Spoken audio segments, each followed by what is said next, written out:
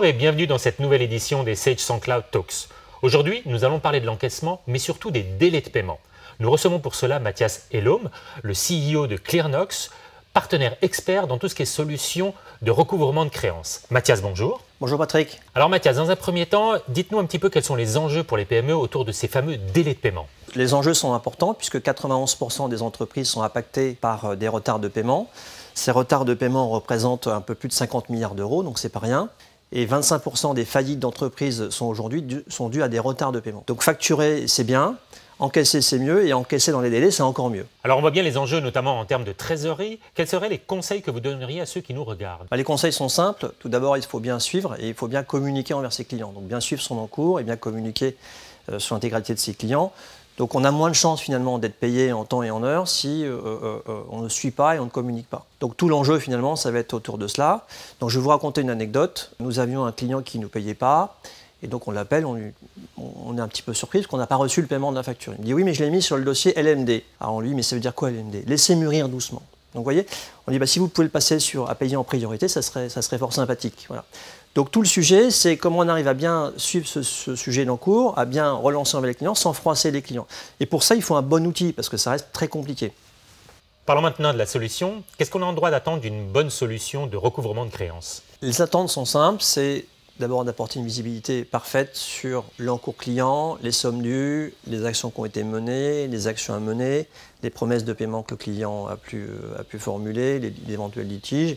Ça doit passer par des tableaux de bord, des alertes, des analyses comportementales de paiement pour pouvoir se focuser sur les traditionnels mauvais payeurs et des possibilités d'analyse comme des outils comme Microsoft Office par exemple. Deuxièmement, c'est pouvoir avoir une communication exhaustive, variée et qualitative. C'est-à-dire exhaustive, il faut être capable de communiquer sur tout le monde. Mais communiquer sur tout le monde, ça peut prendre du temps.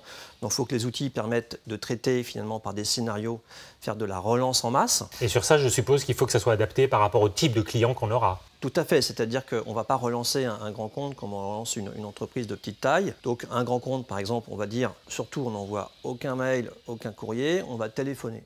Par contre, l'entreprise, on va envoyer un mail tout d'abord de prévenance, puis on va commencer par des emailing de relance, puis on va décrocher son téléphone, puis on passera sur des courriers. Donc il faut tenir compte de toutes ces spécificités pour arriver à relancer en masse. Ensuite, varier, c'est ce que je viens de dire, c'est-à-dire qu'à un moment où vous n'allez pas envoyer 5 emails, bon, si vous en envoyez 2 qu'il n'a pas payé, il faut peut-être décrocher son téléphone. Voilà. Et qualitatif, c'est-à-dire qu'aujourd'hui, c'est de la relation client. Donc ce dont il s'agit surtout, c'est que le client vous paye avec le sourire, qu'il soit toujours content de travailler avec vous, il continue de vous faire des commandes. Il ne s'agit surtout pas de faire que parce qu'il a un retard, ça froisse la relation client et qu'il ne vous commande plus rien. Donc il faut travailler sur de la prévenance, déjà, c'est à peu près un tiers des communications qui sont envoyées, sur de la relance, et la relance de premier niveau, elle peut être tout à fait sympathique. Nous, quand on relance nos clients, on va dire par exemple « Oups, apparemment, vous avez oublié votre facture ». Donc on va sortir un petit peu des discours assez classiques pour maintenir cette relation client. Et ensuite, il faut une bonne collaboration. Donc c'est-à-dire qu'il faut impliquer des gens qui vont au-delà de la relance. Hein. C'est-à-dire la relance, elle est faite par la comptabilité, donc la comptabilité client. Et donc il faut y associer. Il faut que la direction financière, la direction générale soit au courant finalement de ce qui est dû, de ce qui a été fait, de ce qu'il y a à faire, des problèmes qu'il peut y avoir. Et les commerciaux également qui sont au contact du client. Les commerciaux et puis les services par exemple de production, puisque si un client ne paye pas, c'est peut-être parce qu'il n'est pas content de la qualité des services qui ont été fournis.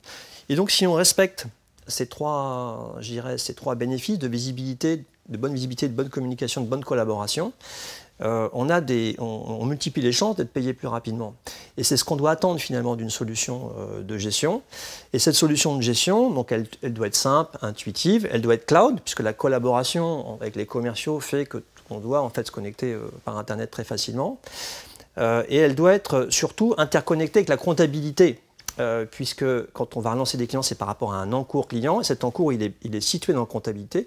Donc il faut qu'il y ait un lien natif avec la comptabilité, parce que cet encours, il bouge tout le temps. Tous les jours, il y a des paiements, tous les jours, il y a des nouvelles factures.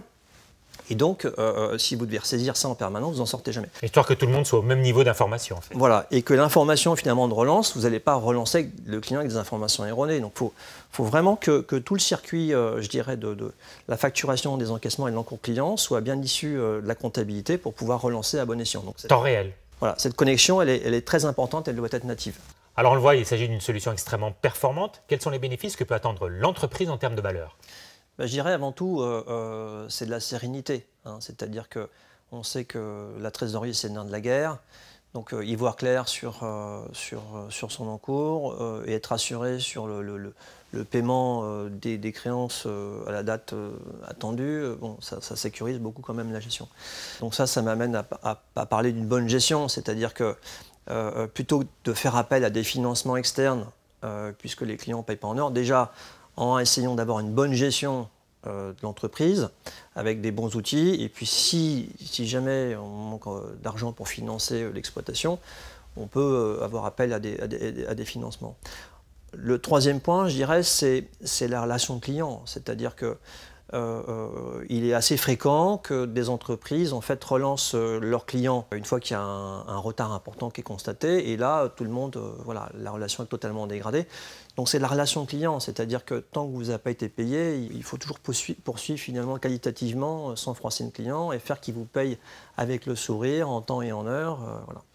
Et quatrièmement, c'est aussi une qualité de travail des collaborateurs, puisque quand vous devez relancer en fait, très régulièrement des clients, c'est vite beaucoup de tâches un peu répétitives, donc si ça peut être automatisé, c'est mieux. C'est vite aussi des échanges qui peuvent s'avérer un petit peu houleux avec le client. Et donc finalement, s'il y a un outil qui permet de faciliter la vie des gens qui font tout ce travail et puis faire que le client il reçoive une information bien précise et qu'on communique bien, c'est plus de sérénité grâce à une meilleure gestion. Du coup, on y gagne en performance aussi alors. On y gagne en performance et on y gagne financièrement, c'est très concret. C'est-à-dire qu'une entreprise qui fait 10 millions d'euros de chiffre d'affaires, elle a toujours entre 10 à 20% de son chiffre d'affaires dehors. Donc elle a toujours, en moyenne, 15%, ça fait 1,5 million. Donc 15% de son chiffre d'affaires dehors, si on le ramène sur une base 360, ça veut dire que ça fait 55 jours. Donc il y a 55 jours d'activité qui est dans la poche de ces clients. Donc si vous ramenez simplement ces dérèglements de 55 à 40 jours, donc vous gagnez 15 jours, ça veut dire que vous gagnez 30%, votre encours, mécaniquement, il va fondre. C'est-à-dire que le 1,5 million d'encours que vous avez, il va passer à 1 million. Donc vous avez gagné 500 000 euros. Donc le sujet, il est très concret. C'est-à-dire que les entrepreneurs, depuis qu'ils ont monté leur entreprise, ils ont de l'argent dehors, ils ont ce caillou dans la chaussure, donc ils sont organisés comme ils le peuvent, mais ils ont toujours beaucoup d'argent dehors et ça les stresse. Et on le comprend, il y a beaucoup d'enjeux. Donc l'enjeu de raccourcir les délais de paiement a un impact direct. Donc là, je parle de 30%. Nous, on a des clients qui vont jusqu'à 50% de gains d'encours. Donc ça veut dire que sur 1,5 million, ils vont gagner 750 000 euros d'encours. Donc ça, c'est un gain de trésorerie net direct important. Après, il y a des gains aussi au quotidien qui sont que finalement, comme on a la liste des choses à faire et on peut les exécuter très rapidement, ça signifie qu'il y a un gain de temps finalement dans le suivi et dans la relance, premièrement. Deuxièmement, comme vous prenez les sujets très tôt, par de la prévenance et par de la relance directement après quelques jours de retard, vous évitez les impayés, puisque tout de suite, en fait, le client va dire « oui, mais là, je ne suis pas d'accord pour payer, etc. » parce qu'il y a un problème. Donc, vous pouvez éviter les impayés qui sont finalement le fruit d'un dossier qui vont un peu… qui traînent voilà, dans la durée et que finalement, à la fin, ça finit par un impayé parce que c'était très loin et puis personne ne s'en souvient. Et troisièmement, puisque vous gérez bien et donc vous avez besoin de moins d'argent, vous avez moins de frais financiers. Et donc, on a quantifié ce montant. On l'a chiffré à peu près pour cette entreprise de 10 millions d'euros à 5 000 euros par mois. Donc un gain de trésorerie important et des gains j'irais récurrents mensuels d'exploitation importants. Voilà, donc si vous avez un bon outil, assez concrètement, vous êtes en mesure de répondre à ces enjeux, quoi. Donc on est dans une vraie création de valeur aussi bien qualitative que quantitative. Tout à fait, tout à fait. Merci Mathias. Merci Patrick. Alors peut-être un dernier mot de la fin pour cette solution de recouvrement de créances?